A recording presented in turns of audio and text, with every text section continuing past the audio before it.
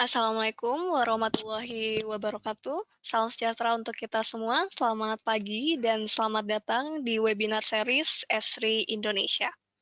Perkenalkan, nama saya Nadira, saya dari Educational Services Esri Indonesia. Hari ini saya akan menjadi host untuk webinar sesi hari ini yang akan membahas mengenai perspektif baru gitu ya untuk menghasilkan sebuah kehutanan yang berkelanjutan dalam membantu bisnis proses pengelolaan hutan yang lebih berkelanjutan. Ya.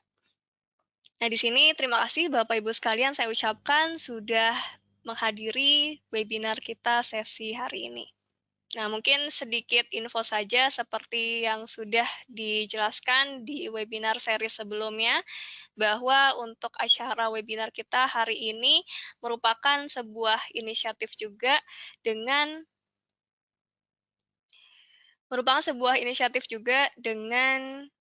inisiatif kita dalam membantu pemerintah daerah, yaitu onemap.id.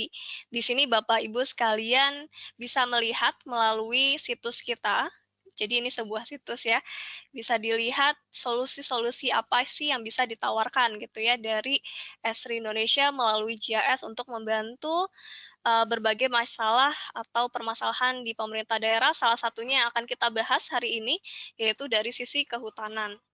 Nah, sedikit info sebelum kita mulai juga, bahwa Bapak Ibu sekalian dapat menanyakan selama masa presentasi berlangsung melalui panel questions Bapak Ibu masing-masing. Di sini silakan diketikkan saja pertanyaan yang ingin ditanyakan selama masa presentasi berlangsung.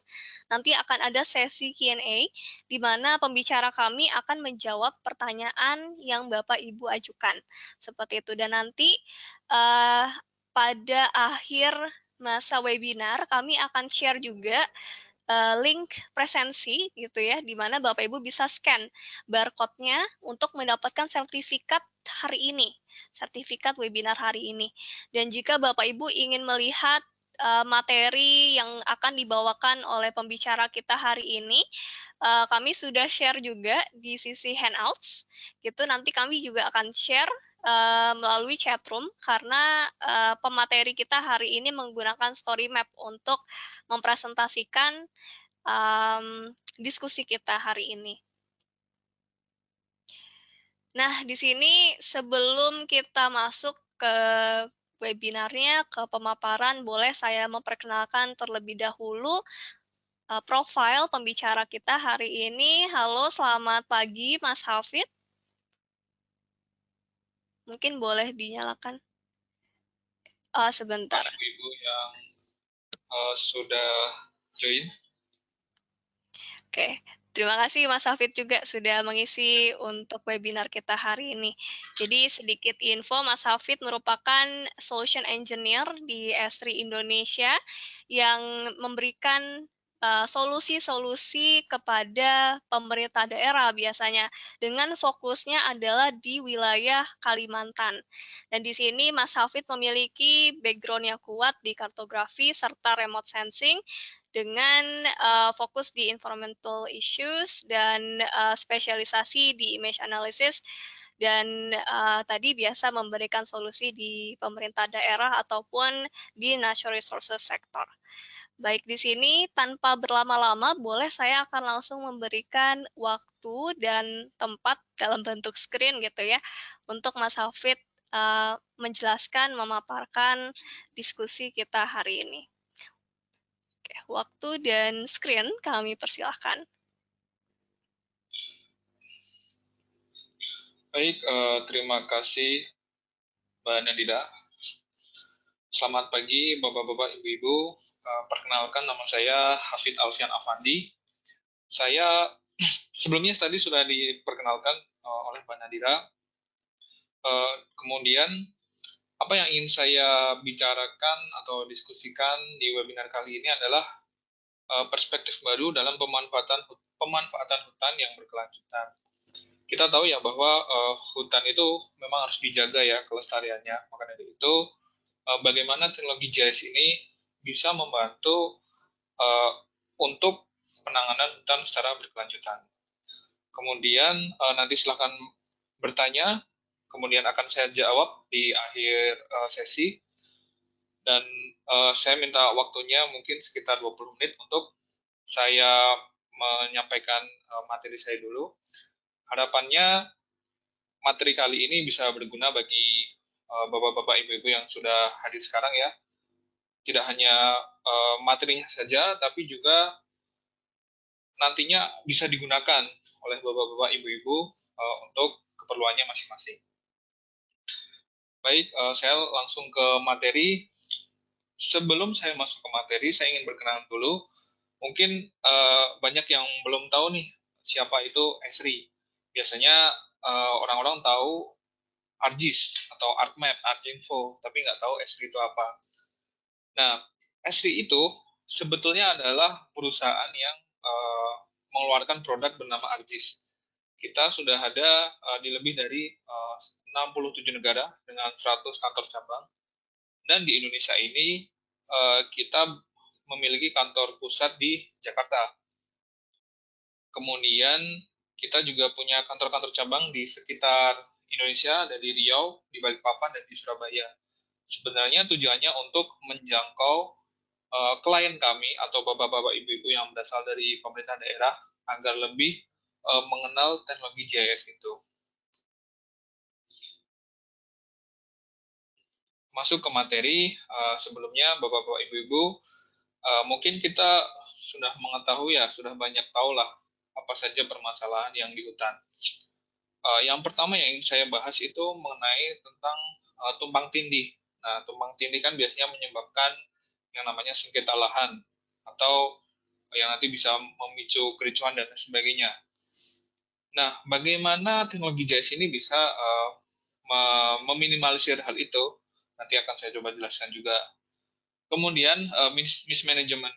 Nah, mismanagement ini bisa menyebabkan kerugian yang sangat besar bagi perusahaan atau instansi daerah. Pasti ya kalau kita salah mengkalkulasi atau salah perhitungan pasti akan menimbulkan kerugian. Nah, kerugian itu tidak hanya buat kita sendiri, tapi buat masyarakat, sekitar lingkungan, bahkan negara itu juga bisa mengalami kerugian. Kerugian negara yang paling banyak di sektor kehutanan itu adalah kebakaran hutan. Setiap tahun kita sadar ya bahwa ada potensi kebakaran hutan di Indonesia, terutama di pulau-pulau yang masih banyak hutannya seperti Sumatera dan uh, Kalimantan. Kebakaran hutan pasti akan menimbulkan banyak masalah. Contohnya adalah asap. Asap ini kan juga tidak hanya di Indonesia nih dampaknya, bisa jadi ke negara tetangga seperti Malaysia, Singapura, dan lain sebagainya.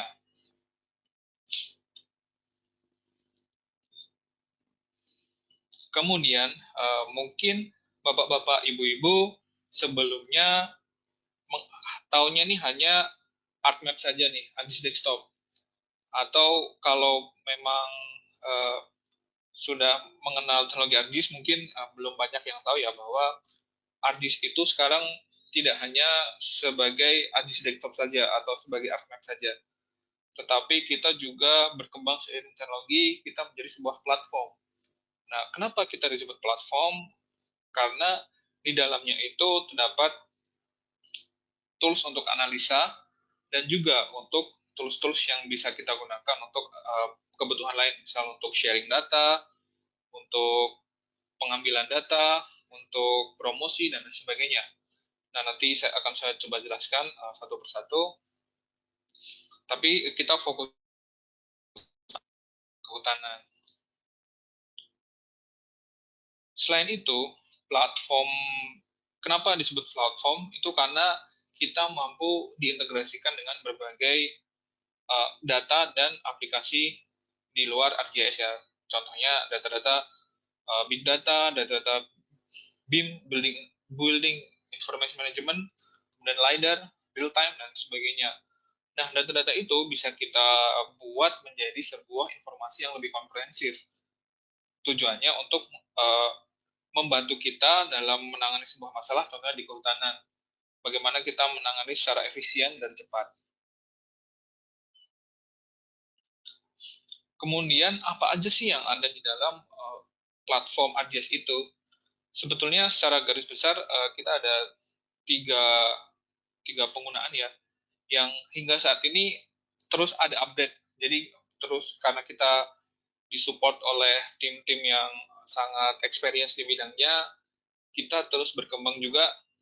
Bisa jadi ketika saya presentasi ini, terus ada update nih aplikasinya, masih ada aplikasi-aplikasi baru. Nah, aplikasi yang kita kembangkan secara garis besar ada aplikasi Field, aplikasi Office, dan aplikasi Community. Nah, semua ini ada di platform ArcGIS itu. Terutama yang mungkin akan sangat berguna bagi kita adalah aplikasi Field.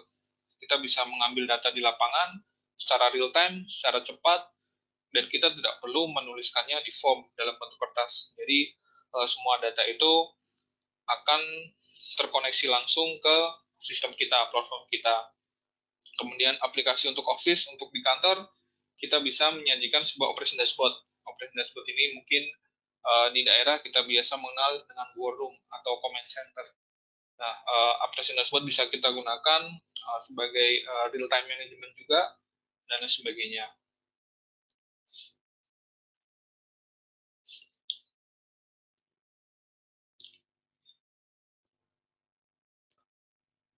Baik, masuk ke solusi. Nah, mungkin bapak-bapak, ibu-ibu sudah pernah melihat ya website warner.id. Kalau ya sudah pernah melihat, mungkin pernah melihat juga aplikasi yang akan saya presentasikan ini. Nah, mungkin uh, aplikasi solusi yang akan saya presentasikan ini mungkin solusi yang akan saya presentasikan ini terbagi menjadi beberapa sub ya nanti. Yang pertama yang saya akan jelaskan adalah untuk kebutuhan di pemerintah daerah. Kenapa pemerintah daerah membutuhkan aplikasi kami? Karena yang pasti kita belum punya, mungkin untuk beberapa daerah belum memiliki uh, aplikasi atau alat untuk manajemen data. Nah, kenapa manajemen data spasial ini sangat penting? Karena merupakan dasar agar perizinan di daerah atau apapun yang informasi yang menyangkut kehutanan itu tidak tumpang tindih dan bisa juga menjaga kelestarian hutan kita. Nah, kenapa bisa menjaga kelestarian hutan? Misal kita memiliki daerah untuk hutan lindung. Nah, ketika kita memiliki satu data yang tersentralisasi, ketika ada izin masuk untuk misal untuk pertambangan atau yang dikhususkan selain hutan lindung, maka otomatis sistem akan menolaknya. Jadi yang pertama harus kita lakukan adalah kita harus memiliki sebuah basis data informasi spasial di mana kita menyimpan semua data spasial kita dalam satu data itu maksudnya semua orang hanya memakai satu data yang sama dan saling terintegrasi. Misal dinas kehutanan berintegrasi dengan dinas perizinan untuk menerbitkan izin izin usaha tambang, izin usaha perkebunan dan sebagainya. Nah, yang pasti yang harus kita siapkan adalah sebuah sistem database yang sangat sangat ini ya sangat bagus. Dari situ kita bisa melakukan yang namanya monitoring. Monitoring ini penting karena untuk melihat perubahan dari setiap informasi yang sudah terupdate. Nah, informasi yang terupdate itu bisa kita pantau melalui operation dashboard. Yang tadi saya jelaskan ya, aplikasi operation dashboard. Nah, aplikasi operation dashboard ini sangat berguna bagi bapak-bapak, ibu-ibu yang berada di command center atau di kantor yang selalu memonitoring setiap saat, setiap waktu jika ada sesuatu di wilayah kita. Misal contohnya kebakaran hutan atau laporan illegal logging, laporan perburuan hewan liar. Nah, itu mungkin sepele ya, kayak perburuan hewan liar. Tapi sebetulnya kalau kita sebagai pecinta pecinta hewan atau pecinta satwa atau lingkungan pasti akan sangat membantu ya. Kita bisa melaporkan setiap saat, misal ada ditemukan orang hutan yang ditembak mati uh, atau terjebak. Nah, mungkin dari situ bisa dilakukan secara cepat pelaporannya, kemudian bisa dilakukan penanganan untuk tindakan selanjutnya. Misal dicari pelakunya siapa, atau penyelamatan secara cepat untuk hewan yang tertangkap itu. Nah, data-data tersebut bisa kita kita berikan feed, atau bahasa Inggrisnya kita berikan feed, atau kita bisa masukkan menggunakan aplikasi survei. Nah, aplikasi survei ini sangat mudah digunakan melalui mobile apps kita atau HP kita, Android maupun iPhone bisa digunakan juga, dan juga tidak terbatas, dalam tanda kutip tidak terbatas jaringan internet. Kenapa? Karena kita bisa aktifkan mode offline. Jadi walaupun di tengah hutan nih kita mau survei, kita mau foto foto sesuatu, mencari data di tengah hutan, tidak masalah asalkan HP kita masih hidup ya pastinya. Nah, dari situ kita bisa mengambil data. Setelah data tersebut bisa diambil, kemudian kita kembali ke kantor, koneksi ke internet, kita bisa langsung mengirim data dan langsung terintegrasi dengan aplikasi kita yang ada di kantor, misal di operation dashboard ini. Jadi semua akan terkoneksi secara real time ya, yang pasti. Nah, itu mungkin solusi kita untuk pemerintah daerah, misal dinas kehutanan, dinas lingkungan hidup, dan aplikasi kita juga mungkin nanti ada pertanyaan apakah hanya ini saja. Nah, sebetulnya banyak sekali yang bisa kita explore dengan aplikasi dari ARGIS ini. Namun saya hanya memberikan beberapa contoh saja. Jadi mungkin nanti kalau bapak-bapak, ibu-ibu ingin mengembangkan yang selain ini atau tema lain, itu sangat memungkinkan. Karena memang model kita platform ya. Jadi platform itu bisa dibangun apa saja di atasnya. Nah, kemudian bagaimana untuk para ini ya, perusahaan yang ada di daerah-daerah, misal seperti BUMD atau perusahaan-perusahaan yang terkait dengan kehutanan. Contohnya sawit atau perkebunan dan sebagainya. Nah, uh, tim perusahaan, bapak-bapak, ibu-ibu yang bekerja di perusahaan juga bisa menggunakan platform kita, menggunakan aplikasi ARGIS ini untuk monitoring harian. Misal contohnya adalah untuk monitoring production. Nah, monitoring production ini sangat penting untuk yang tadi saya bilang, untuk tidak mismanagement. Karena ketika kita perhitungan produksinya salah nih, seharusnya produksinya misal A, ternyata setelah dihitung jadi B, kan kita mungkin bisa menjadikan kita rugi, dan ruginya mungkin tidak hanya 1.000 atau 2.000 rupiah, mungkin bisa nyampe ratusan juta bahkan miliaran. Nah, bisa dilihat di contoh di aplikasi dashboard ini. Dan yang pasti, dashboard ini sebagai aplikasi untuk eksekutif ya, maksudnya eksekutif itu adalah para pemangku keputusan lah, orang-orang yang high level. Nah, data dashboard ini diberikan feed dari alat tools aplikasi lapangan dan aplikasi lainnya. Nah, kemudian kita juga bisa gunakan aplikasi ini untuk perencanaan dan manajemen jalan. Contohnya, ini adalah salah satu contoh penggunaan lain dari Operation Dashboard. Kita bisa lihat bahwa jalan itu merupakan infrastruktur utama di perkebunan. Karena dengan jalan, semua aktivitas di perkebunan akan berjalan dengan baik. Bayangkan kalau jalan itu rusak atau jalan itu tidak ada, pasti akan menimbulkan kerugian yang sangat-sangat besar ya, apalagi menghambat produksi kita. Maka dari itu manajemen jalan ini sangat diperlukan. Kemudian solusi lain adalah real time monitoring. Nah, real time monitoring di sini sebetulnya yang bisa saya jelaskan adalah real time monitoring secara survei ya. Jadi ketika kita survei di lapangan, selalu survei hama, contohnya di sini survei laporan hama, laporan penyakit. Ketika kita mengambil data di lapangan, itu data akan langsung masuk dan ter terekam di sini. Jadi kita tahu setiap saat bahwa ancaman apa sih yang ada di daerah kita, ancaman apa yang ada di kita. Jadi kita bisa memitigasinya terlebih dahulu. Kemudian juga ada real time monitoring yang berasal dari sensor. Sensor ini yang dimaksud sensor adalah sensor-sensor seperti ketinggian air. Nah, ini contoh yang saya maksud di sini adalah sensor yang statis ya. Jadi dia tidak bergerak di mana-mana, tapi si sensor ini bisa memberikan informasi perubahan ketinggian air contohnya. Nah, sensor ini juga bisa kita gunakan untuk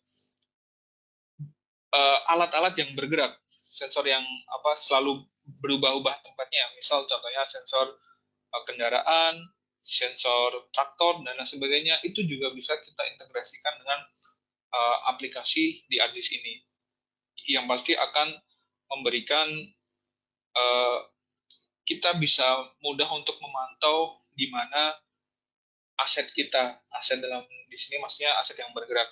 Jadi kita bisa memitigasi juga fungsinya, jadi untuk meminimalisir kerugian. Misal kalau ada uh, mungkin ada yang curang atau ada yang keluar area, nah itu bisa kita mitigasi sebelumnya. Jadi kita bisa tahu di mana lokasi dari aset-aset kita. Nah, yang selanjutnya adalah solusi lanjutan, maksudnya solusi advance solution. Seiring dengan perkembangan zaman, artificial intelligence itu juga bisa kita gunakan sebagai, kita bisa integrasikan dengan teknologi spasial yang namanya di geoartificial intelligence. Nah, geoartificial intelligence ini apa aja sih yang sudah kita kembangkan di SRI Indonesia? Nah, yang pertama, kita bisa gunakan geoartificial intelligence ini untuk menghitung, nanti akan saya sebut geo AI ya, mungkin biar tidak kepanjangan. Nah, kita bisa gunakan untuk object detection. Object detection di sini kita, kalau kita berbicara kehutanan, kita bisa uh, mengidentifikasi pohon-pohon sawit seperti itu. Jadi kita bisa menghitung berapa sawit yang ada di daerah kita. Atau kita juga bisa gunakan sebagai klasifikasi lahan. Jadi mungkin kalau kita bicaranya tentang pemerintah daerah nih, ingin mengetahui di mana saja sekarang hutan-hutan tanaman, hutan hutan kota. Nah, kita bisa klasifikasikan lahan, kemudian muncul hutan-hutan kota di daerah kita. Jadi kita bisa tahu ya berapa hutan kota di daerah kita, dan kita bisa bandingkan idealnya tuh seberapa sih hutan kota yang yang bagus, yang sehat. Nah, kemudian di sini juga akan saya tampilkan video juga tentang automation weather forecasting. Nah, ini adalah salah satu contoh penggunaan Geo AI untuk otomasi pengambilan data cuaca. Nah, pengambilan data cuaca ini mungkin kita sudah sering lihat ya data cuaca di HP kita. Kita juga bisa melihat setiap saat cuaca sekarang mendung atau cerah. Nah, tapi untuk perusahaan-perusahaan yang besar, mungkin untuk plantation, informasi cuaca ini sangat penting ya, di mana mereka bisa mengatur kapan harus memberikan pupuk. Nah, misalkan kalau kita sudah memberikan pupuk, tapi nanti hujan, nah pupuk ini mungkin akan tersiram dengan air ya, dan akan menimbulkan kerugian. Jadi kayak sama aja kita nggak ngasih pupuk, jadi kita jadi sudah uh, mengeluarkan tenaga untuk pemupukan dan juga mengeluarkan biaya untuk pupuknya itu sendiri. Nah, ini mungkin ini skripnya ya, maksudnya dapur dari bagaimana Geo AI itu bekerja. Mungkin saya skip saja untuk uh, hal ini. Nah, kemudian yang sedang hangat-hangatnya nih kita bicarakan di Indonesia adalah fire management. Kasus kebakaran hutan ini sangat marak ya di Indonesia, apalagi pada tahun 2000 2018 2019 ya. Kalau 2020 kemarin sedikit mereda mungkin karena memang kondisi pandemi. Nah, kebakaran hutan ini sangat penting untuk Indonesia. Saya bicara konteksnya Indonesia karena memang uh, kita sering bermasalah dengan asap yang nanti dikomplain oleh negara tetangga kita.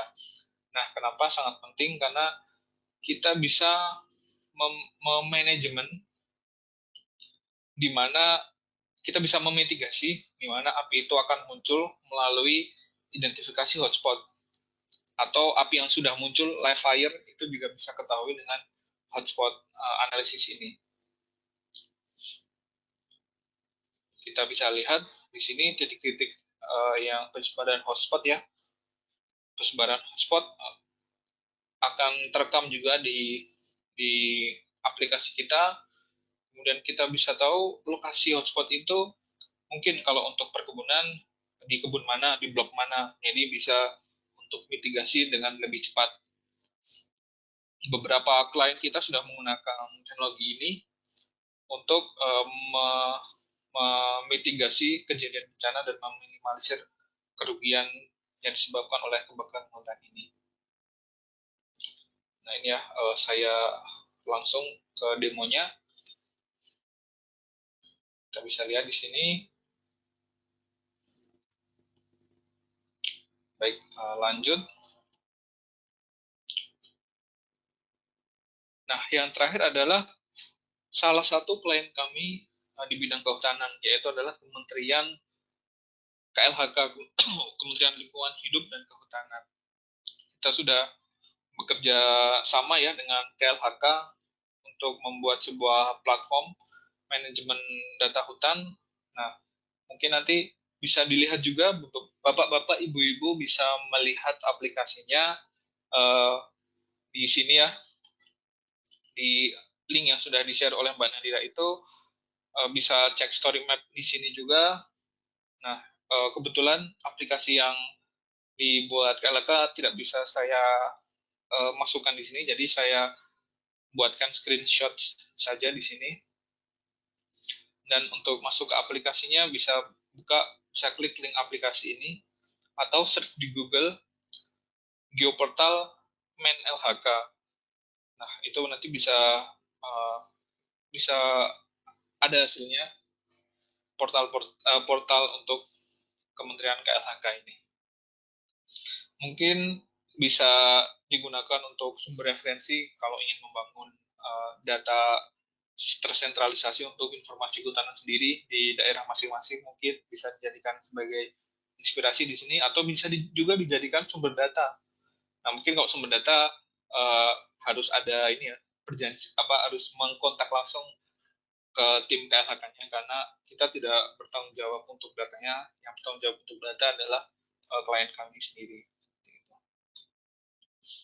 Baik, di akhir mungkin saya sampaikan kesimpulannya ya, bahwa teknologi ARGIS ini sebetulnya dibekali dengan berbagai kemampuan dan aplikasi yang memudahkan kita dalam pengolahan hutan. Jadi, yang sudah saya bilang tadi, kita sudah ada beberapa aplikasi yang ready to use, dalam arti kita nggak perlu ini lagi, coding-coding lah, atau bangun dari nol from scratch. Nah, tapi bisa juga kalau untuk bapak-bapak, ibu-ibu yang ingin mengembangkan dari from zero, from scratch, kemudian diintegrasikan dengan teknologi ARGIS, itu sangat memungkinkan. Mungkin ingin custom sendiri, contohnya tadi KLHK itu juga mereka ada sedikit customnya di bagian aplikasinya, di tampilannya terutama.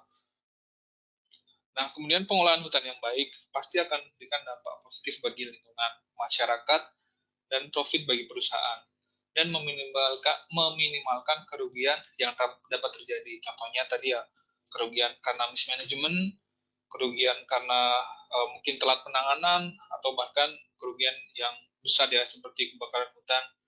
yang kerugiannya hanya tidak di negara kita saja, tapi kerugian di negara lain, menyebabkan kerugian di negara lain, misal kayak uh, asap yang terbang ke negara-negara tetangga seperti itu.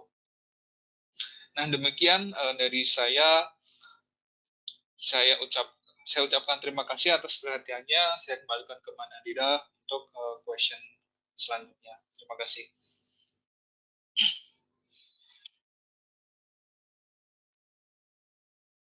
Wassalamualaikum warahmatullahi wabarakatuh.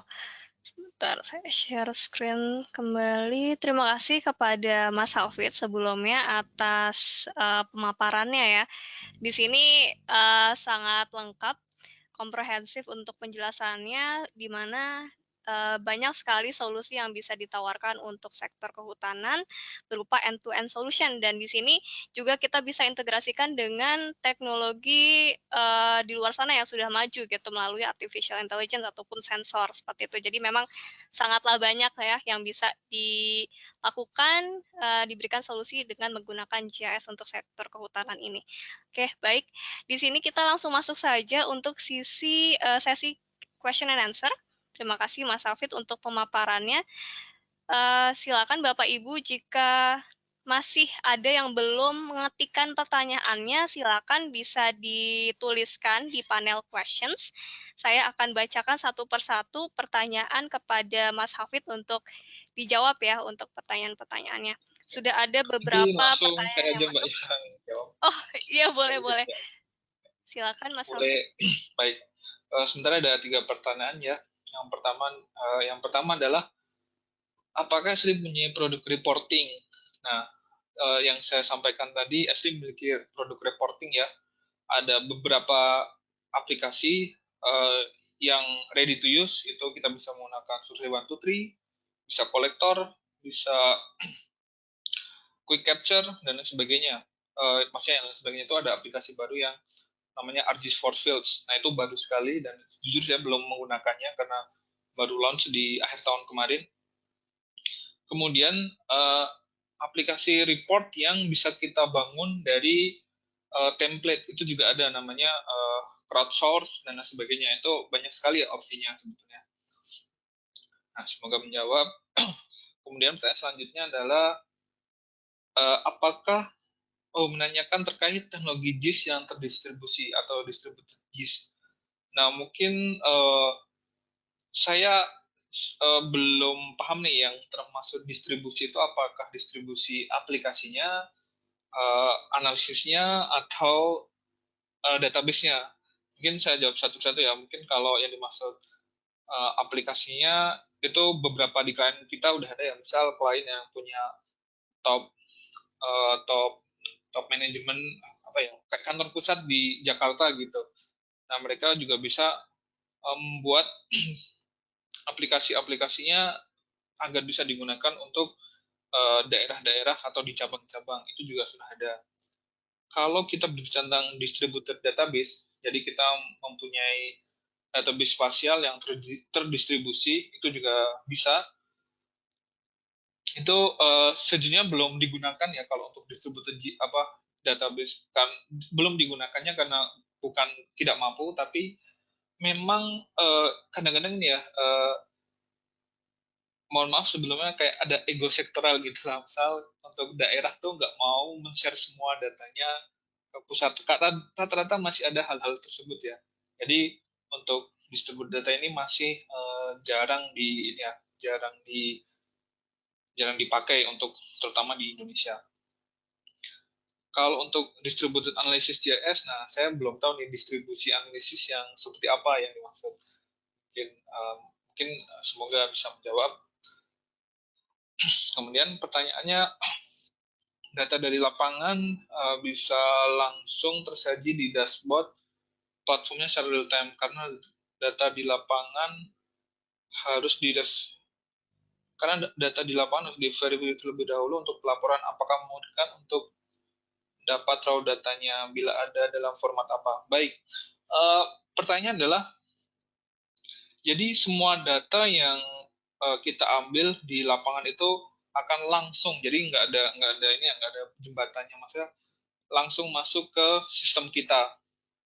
Nah, yang bisa kita setting adalah verifikasi atau enggak nih. Kalau enggak kita verifikasi, ya langsung masuk aja. Nah, kalau kita verifikasi, itu bisa aja kita menggunakan workflow itu. Itu mungkin lebih ke ini ya, tips and trick aja kalau di kita menggunakan platform RJS. Jadi mungkin kita bisa atur simbologinya yang belum verifikasi, mungkin warnanya merah, yang sudah verifikasi warnanya hijau. Contohnya seperti itu. Jadi petugas di lapangan bisa melihat data-datanya, petugas di kantor bisa melihat data mana yang sudah diverifikasi atau belum. Nah, kemudian format datanya. Nah, format data, kalau kita berbicara format data uh, ArcGIS nih, kan kita biasa tahu namanya shape file atau geodatabase. Nah, tapi ketika kita kita publish ke internet, maksudnya kita publish ke, jadi kan kita platformnya ini ya sudah menggunakan WebGIS. Mungkin tadi saya belum bilang ya di awal, jadi kita sudah menggunakan platform WebGIS. Nah, format data ini adalah service. Nah, web service. Jadi kalau untuk SD sendiri itu namanya REST service. Nah, format datanya itu ya. Tapi itu bisa kita kita ekspor menjadi data shape file. Kemudian pertanyaan selanjutnya banyak sekali ya, maksudnya geser-geser ke bawah terus. Selanjutnya aplikasi ini cocok, aplikasi apa yang cocok untuk bidang kesehatan lingkungan, misal dalam pengawasan kualitas air. Hilang lagi. Aplikasi yang cocok untuk bidang kesehatan lingkungan, misal dalam pengawasan kualitas air, udara, sarana kesehatan. Nah, eh, kita sejujurnya sedang mengembangkan ini ya, mengembangkan aplikasi untuk kesehatan lingkungan, terutama untuk air dulu yang baru kita kembangkan. Nanti mungkin kalau sudah jadi akan kita publish di oneup.id. Nah, aplikasi apa yang tepat? Yang pertama, pasti ketika kita mengambil data-data itu kan pasti kita mengambil data di lapangan ya, kualitas air. Nah, kalau kualitas udara ini sedikit sedikit berbeda ya, karena kita nggak bisa kayak ngambil di lapangan gitu. Ada toolsnya sendiri lah. Nah, mungkin kalau udara ini bisa kita integrasikan dengan data-data apa ya, mungkin uh, berbeda dengan konvensional pengambilan data di lapangan lah. Nah, kalau kita berbicara kualitas air, itu kita bisa ambil datanya mungkin menggunakan tadi ya aplikasi field survey, contohnya survey 123 atau kolektor. Nah, kita bisa mengambil datanya di lapangan. Nah, kita bisa langsung mengambil fotonya, kita bisa mengambil lokasinya. Nah, dari situ kan kita bisa tahu ya, uh, mungkin titik A itu fotonya ini dan kualitasnya ini kan nanti juga harus diuji di laboratorium ya. Nah, dari situ pasti akan muncul hasilnya. Jadi untuk aplikasi apa yang cocok, sebetulnya aplikasi ArcGIS itu cocok ya untuk apa saja, maksudnya tergantung dari tujuan penggunaannya, tergantung dari apa yang hasil output yang diinginkan. Misal tadi yang saya bilang bahwa ArcGIS ini merupakan sebuah platform. Nah, yang dibangun di atasnya tuh bebas, apa saja bisa uh, bisa digunakan untuk kebutuhan apa saja, tergantung tergantung ini ya, keinginan masing-masing seperti itu. Nah, mungkin kalau yang terkait pengawasan kualitas air tadi ya, misal kita bisa pakai survei lapangan, terus kemudian di survei lapangan kita bisa monitor dengan dashboard, contohnya seperti itu. Tapi tidak bisa dimungkinkan juga dengan aplikasi-aplikasi lain, misal bisa kita integrasikan dengan real time gitu. Nah, misal untuk kualitas udara, itu mungkin butuh custom ya, di luar ready to use, itu sedikit rumit dan complicated. Kemudian pertanyaan selanjutnya, apakah ada aplikasi asli untuk melakukan inventaris sumber daya hutan? Apakah aplikasi tersebut open atau harus bayar? Serta apakah bisa diintegrasikan dengan hasil? Nah, jawabannya apakah ada aplikasinya? Nah, aplikasinya pasti ada. Dan Dan tadi ya sudah saya jelaskan bisa dikunjungi di OneMap. Nah, itu tadi yang saya jelaskan di awal juga, bahwa aplikasi ini bersifat platform dan bisa dibangun apa saja di atasnya. Nah, untuk inventaris sumber daya hutan, kebetulan kita sudah membuat ya namanya template. Nah, mungkin kalau untuk uh, yang lebih spesifik udah menyangkut tema-tema tertentu ini kita bilangnya template template one map. Nah, ini kebetulan sudah kita juga buat juga untuk inventarisasi sumber daya hutan, bisa dilihat di onemap.id ya. Terus kemudian masuk ke solusi tematik kita. Nah, di situ ada untuk solusi sumber daya hutan. Nah, aplikasinya open atau harus berbayar, ya jawabannya berbayar ya pastinya. Dan kemudian bisa diintegrasikan ke Excel. Nah, kalau integrasikan ke Excel ini lebih ke custom ya jatuhnya. Maaf, mungkin kita bisa lihat dulu nih Excel-nya tuh Excel seperti apa. Apakah hanya Excel tabular atau hanya Excel yang udah ada XY-nya. Nah, mungkin harus didetailkan ya Excel apa. Jawabannya sih bisa. Dan bisa juga kita custom, misal untuk automation, nah itu harus kita custom ya kok untuk automation. Tapi kok secara bawaan itu mampu diintegrasikan dengan Excel. Nah, kemudian pertanyaan selanjutnya, apakah sudah ada pemanfaatan JIS untuk penetapan batas-batas hutan adat, hutan rakyat, serta pengelolaannya? Terima kasih. Nah, selama yang saya lihat sih belum ada ya. Tapi ini pertanyaan yang bagus menurut saya, tentang adat, hutan adat. Nah, mungkin uh, Bapak Yosia Aron Satria Putranta ini bisa mengembangkan juga untuk pengelolaan hutan adat. Kemudian kalau saran dari saya sih mungkin pertama ya pasti kita harus tahu uh, lokasi hutannya dulu ya. Maksudnya di mana saja tempatnya. Kalau kalau lebih baik, alangkah lebih baiknya kok kalau sudah ada datanya dalam bentuk save file. Kalau belum ada, nah mungkin kita juga bisa menggunakan aplikasi-aplikasi lapangan kita, kayak tadi Survey 123 atau kolektor, itu bisa dimanfaatkan untuk pengambilan data lapangan.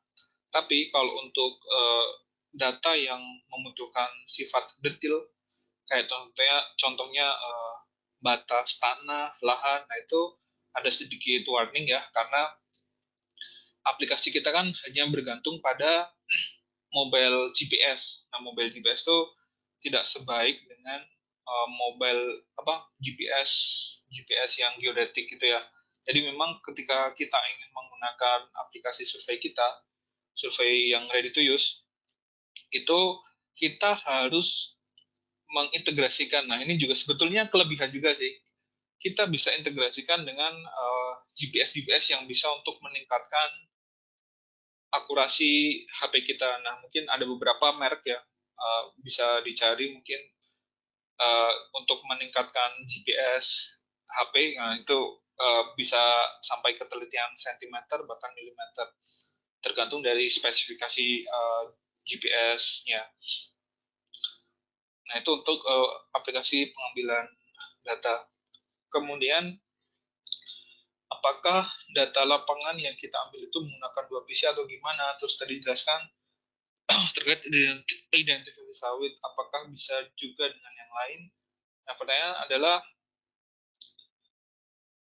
uh, data lapangan yang kita ambil menggunakan dua PC. Jadi gimana ya? Kita tidak menggunakan PC ya. Jadi mungkin PC itu kita gunakan ketika kita membuat sebuah datanya dulu ya. Data ya dari desktop kita bikin datanya atau cangkang datanya gitulah, kosongan gitu, yang mungkin sudah kita sering lihat mungkin kayak fitur class atau save file gitu kan. Kosongan juga bisa kita buat nanti, baru kita publish di WebGIS kita. Nah, dari WebGIS RGS ini, saya menyebutnya mungkin apa ya, RGIS apa ya, WebGIS aja lah, WebGIS mungkin yang lebih bahasanya lebih umum. Jadi kita data itu kita publish di WebGIS. Nah, ketika sudah publish di WebGIS, kita bisa akses data itu dari mana saja. Dari mana saja itu dari tablet bisa, dari smartphone bisa. Nah, yang untuk pengambilan data ini biasanya kita gunakan dari smartphone. Jadi kita bisa mengambil data di lapangan secara langsung. Jadi kita tidak perlu membawa PC ke lapangan atau laptop ke lapangan, itu tidak perlu. Jadi kita hanya siapkan HP kita untuk mampu mengambil data lapangan seperti itu. Oh, maksudnya dua software ya? Eh, jadi softwarenya gimana ya menjelaskannya? Jadi software kalau kita membuild software secara garis besar ArcGIS itu memiliki sampai sekarang ini ya ada dua dua garis besar. Maksudnya yang pertama kita bisa bagi menjadi ArcGIS Desktop, yang kedua kita bisa bagi menjadi ArcGIS Enterprise atau ArcGIS Online. Nah, eh, nanti ada ekstensi-ekstensi lainnya, mungkin saya jelaskan di situ. Jadi, nah tapi eh, dua dua software itu, desktop dan enterprise atau online, itu memang harus bekerja secara terintegrasi, yang nggak bisa berdiri sendiri seperti itu. Mungkin ya yang dimaksud dua software seperti itu. Kemudian pertanyaan terakhir, apakah aplikasi survei lapangan mampu mengambil koordinasi dari GPS eksternal yang terkoneksi?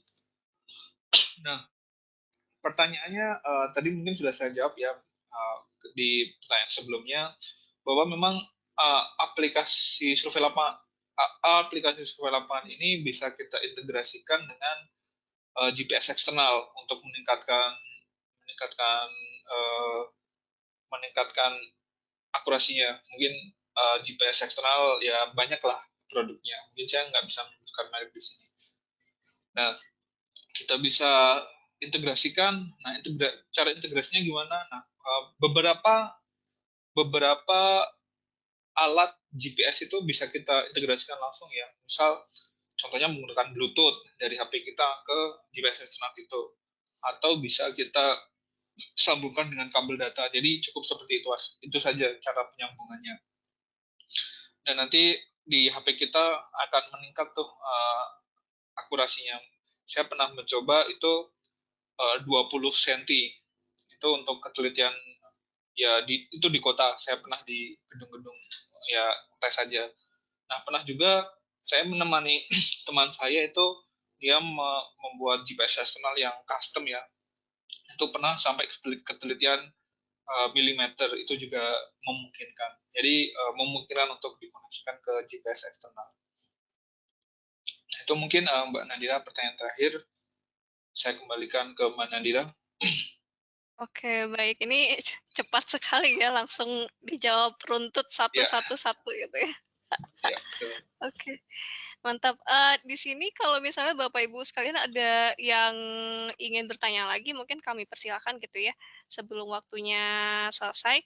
Mungkin sambil menunggu untuk pertanyaan-pertanyaan lain yang belum masuk, itu boleh saya tanya gitu ya.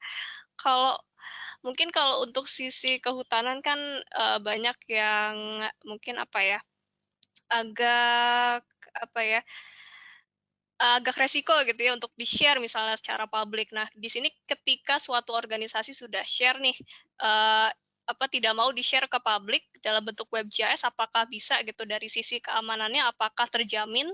Mungkin karena kan di sini kita pakai ArcGIS Online gitu ya, cloud based system dari Esri gitu, servernya bukan milik kita. Kira-kira apakah untuk sistem keamanannya itu tetap terjamin gitu, bahwa datanya tidak akan hilang ataupun tidak akan tershare ke orang lain.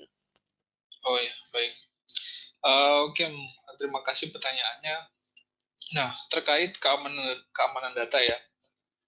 Nah, mungkin tadi saya sudah men- membicarakan beberapa istilah namanya publish. Nah, publish itu bukan berarti go to public ya, yang saya maksud. Jadi publish itu, jadi kita bukan memindahkan apa ya,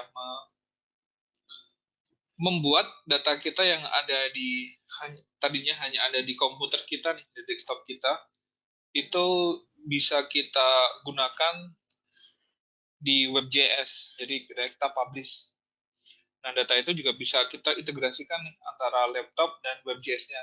Jadi ketika kita ada ganti-ganti di laptop atau ganti-ganti di WebJS melalui survei 123 atau dan sebagainya itu juga akan saling terkoneksi. Nah, itu yang saya maksud dengan publish. Nah, kemudian untuk keamanannya, nah pasti di aplikasi kita, WebJS kita itu uh, ada apa security-nya ya. Jadi kita kan pasti harus sign in juga, harus ya ada security-nya lah, security-nya. Jadi ketika kita publish data itu otomatis akan akan menjadi private. Nah, dari situ mungkin kita bisa setting ya, mau kita bagikan ke organisasi atau kita bagikan menjadi publik, data yang bisa dikonsumsi oleh publik gitu. Jadi ada beberapa tingkat security-nya untuk aplikasi kita. Jadi dan aplikasi kita kalau kita tidak bagikan ke publik, ya orang-orang nggak bisa lihat aplikasi kita. Jadi kalau ingin aplikasi itu bisa dilihat oleh orang lain, harus kita setting menjadi public seperti itu. Mungkin untuk jelasnya mungkin bapak-bapak, ibu-ibu bisa langsung mencoba aplikasi kita ya. Kalau belum belum ada yang punya, bisa langsung pakai trial. Nah, kita ada di ArcGIS Online Trial, mungkin bisa di search di Google ya. ArcGIS Online Trial, nah mungkin bisa mencoba selama kalau biasanya 21 hari sekarang. Ya bisa mencoba semua aplikasi kita lengkap ya. Kita dapat ArcGIS Pro juga, dapat aplikasi lapangan juga. Nah, selama 3 minggu itu bisa untuk trial lah ibaratnya. Nanti pun kalau sudah yakin atau wah bagus nih, nah bisa ya kontak Esri Indonesia seperti itu. Oke, baik. Terima kasih untuk jawabannya, Mas Hafid. Tadi Ya, mengenai keamanan data berarti memang aman ya, dan memang mungkin ya, tambahan sedikit untuk kementerian lembaga di Indonesia juga salah satunya KLHK sudah menggunakan teknologi Esri ya untuk ya membuat betul. WebGIS, untuk menganalisa, untuk sharing datanya juga yang mungkin tidak boleh ke publik, hanya ke organisasinya saja gitu. Ya, Oke. betul. Mungkin pertanyaan lain nih, kalau untuk membuat aplikasi-aplikasi yang Mas Hafid jelaskan ya, tadi ada aplikasi dashboard misalnya. Nah, untuk seperti itu apakah perlu kemampuan coding ya? Oh ya, baik. Jadi seperti yang saya jelaskan sebelumnya ya, aplikasi kita itu sebetulnya tersedia dalam bentuk ready to use. Jadi bisa langsung digunakan. Nah, tapi bisa langsung digunakan tuh bukan tiba-tiba jebret gitu langsung dalam bentuk aplikasi perencanaan, misal gitu enggak. Jadi aplikasi kita itu dalam bentuk platform. Jadi platform itu bisa dibangun di atasnya. Nah, dibangunnya tuh tanpa harus perlu coding. Semua udah ada template-nya.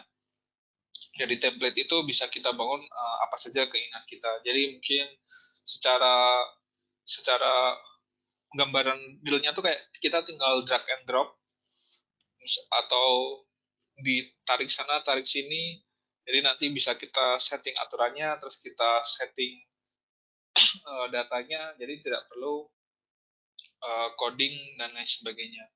Nah, tapi pertanyaannya kalau misal saya ingin coding, nah itu juga bisa bisa juga memungkinkan. Jadi kita bikin uh, aplikasi sendiri from scratch, terus kita integrasikan dengan aplikasi ArcGIS, itu memungkinkan. Nah, beberapa klien kami juga sudah melakukan hal tersebut untuk aplikasi mereka, dan rata-rata sih kebutuhan mereka hanya untuk di segi tampilan saja ya. Jadi mungkin mereka ingin tampilan yang sesuai dengan visi misi di perusahaan mereka mungkin. Nah, rata-rata di tampilan saja. Tapi untuk kebutuhan analisa, untuk kebutuhan secara fungsional itu mereka tidak ada concern ya, maksudnya sudah memenuhi untuk kebutuhan mereka seperti itu. Oke, baik. Terima kasih Mas Hafid untuk Ya, jawabannya. Kalau misalnya tadi ada yang masih bingung nih mengenai yang dua software, kalau misalnya Mas Hafid ada yang ingin ditampilkan itu boleh sekali ya, nanti akan saya berikan sharing session-nya gitu, ya. sharing privilege-nya. Oh ya, ini ada lagi nih tambahan pertanyaan yang masuk ya, Mas Hafid. Mungkin boleh dibaca atau saya bacakan ya? Dari Oh Pak ya, Sudirman ya. terakhir. Oh ya.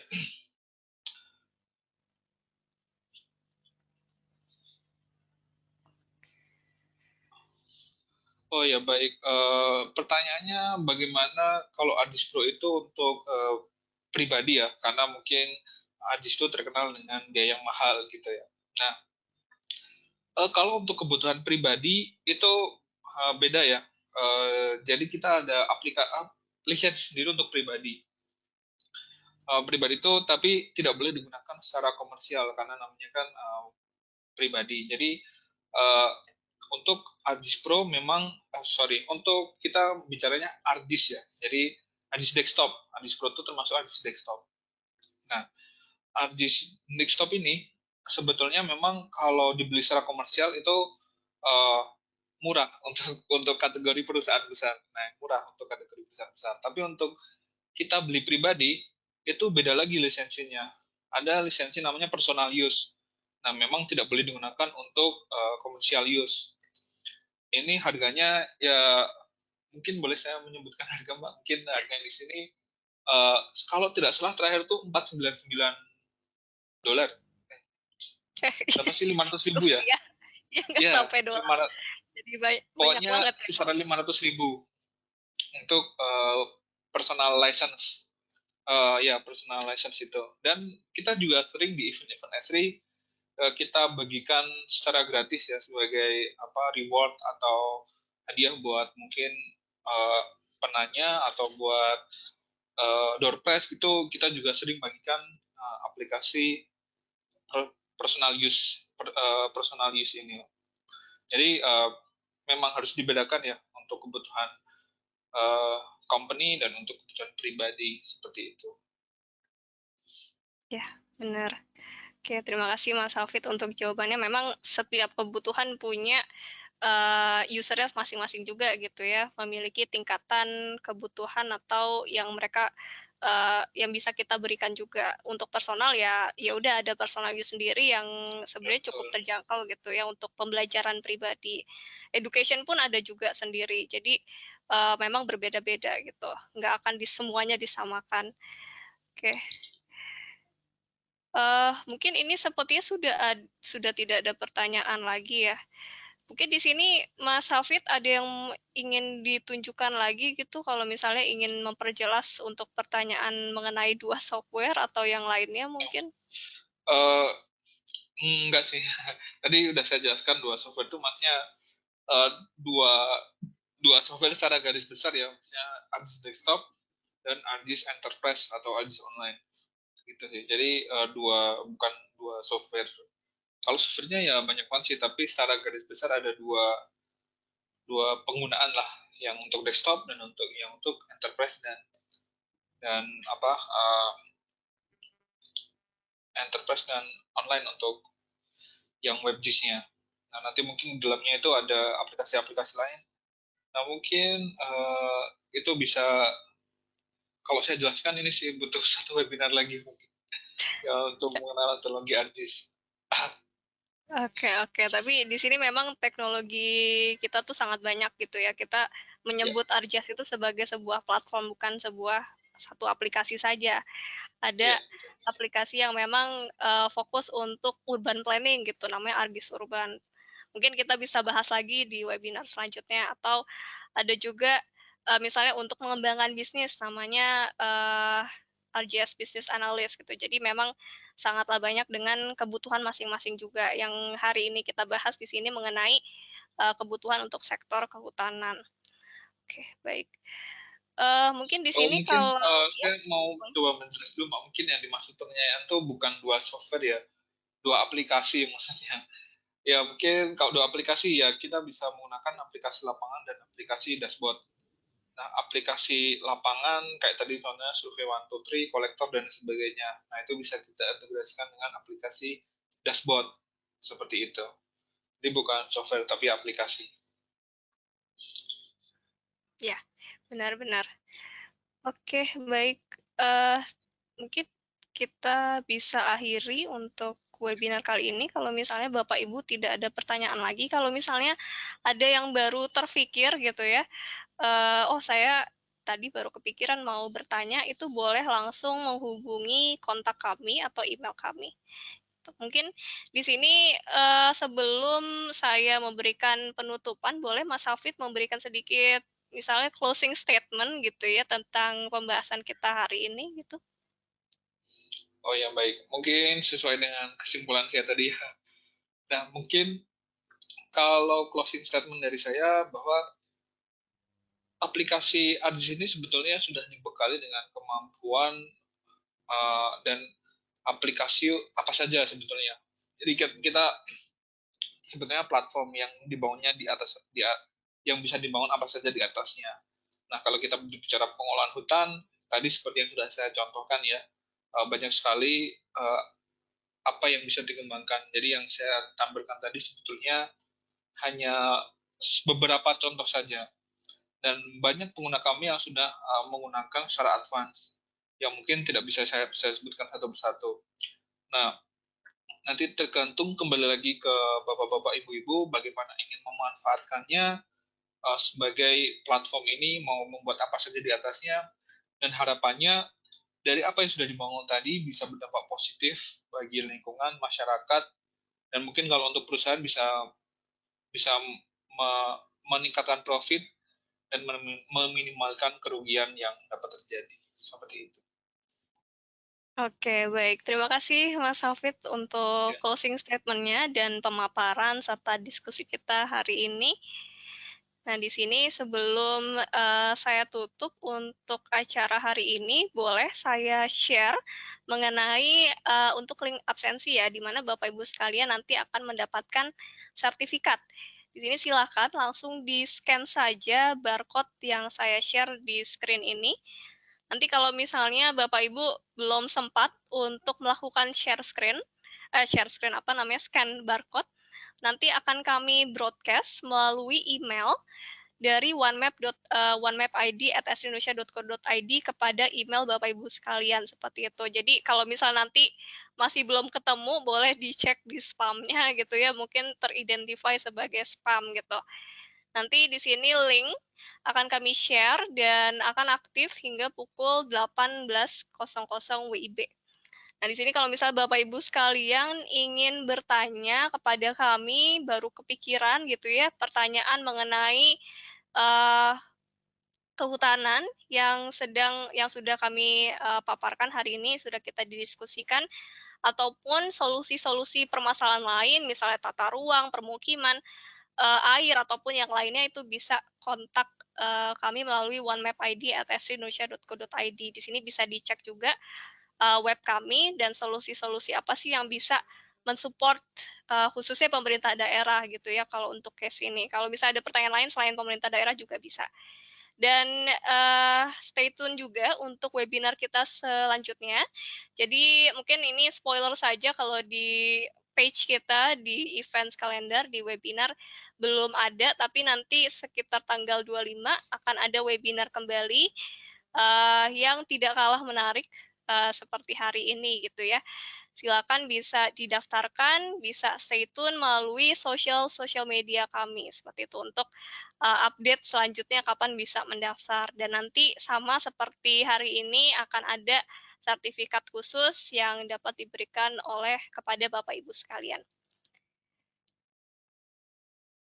Baik, akhir kata saya ucapkan terima kasih kembali kepada Mas Hafid sebagai pembicara kita hari ini. Saya sampaikan juga terima kasih kepada Bapak Ibu sekalian sudah mengikuti dan menambah diskusi kita hari ini. Semoga bisa bermanfaat dalam membantu bisnis proses Bapak Ibu sekalian. Saya ucapkan terima kasih serta sampai jumpa di webinar selanjutnya.